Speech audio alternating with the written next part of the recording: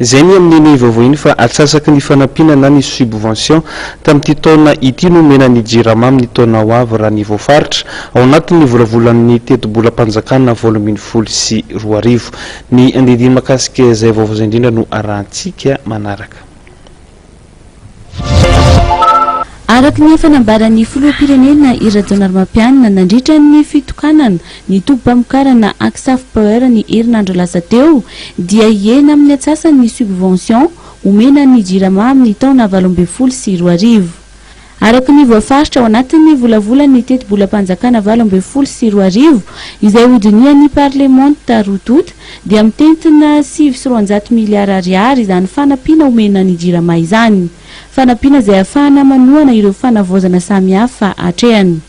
Iena isa taona kosa nefa izany fanampiana izany ary ny tanjona dia ny tsy isian'ny subvention avy amin'ny fanjakana intsony ny taona 2024. Raha ny JIRAMA dia fa mazava ny tanjona napetraka amin'ny fanjakana fa dia ny hoe ny fanarenana ny JIRAMA tsy maintsy atao ary ahena ny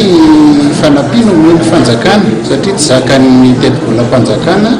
intsony ny manome fanampiana ny JIRAMA ary indrindrindrindra moa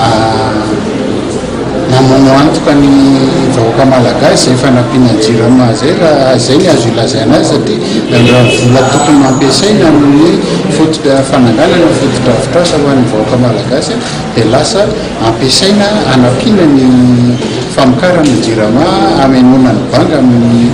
fivarotana ny herinaratra izany dia